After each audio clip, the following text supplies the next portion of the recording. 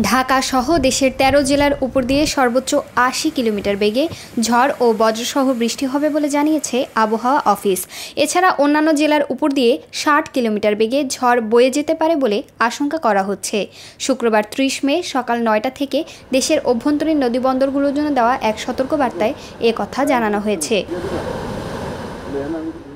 আবহাওয়াবিদ A K M. Nazmul হকের স্বাক্ষর করা বিজ্ঞপ্তিতে বলা হয়, ঢাকা, পাবনা, ফরিদপুর, মাদারীপুর, যশোর, কুষ্টিয়া, খুলনা, বরিশাল, পটুয়াখালী, নোয়াখালী, কুমিল্লা, চট্টগ্রাম এবং কক্সবাজার জেলার উপর দিয়ে দক্ষিণ অথবা দক্ষিণ-পূর্ব দিক থেকে ঘন্টায় ৬০ থেকে ৮০ কিলোমিটার বেগে ঝড়ো হাওয়া বয়ে যেতে পারে। সেই সঙ্গে বৃষ্টি অথবা বজ্রসহ বৃষ্টি হতে পারে। এসব এলাকার নদীবন্দরগুলোকে ২ নম্বর সতর্ক সংকেত দেখাতে বলা হয়েছে।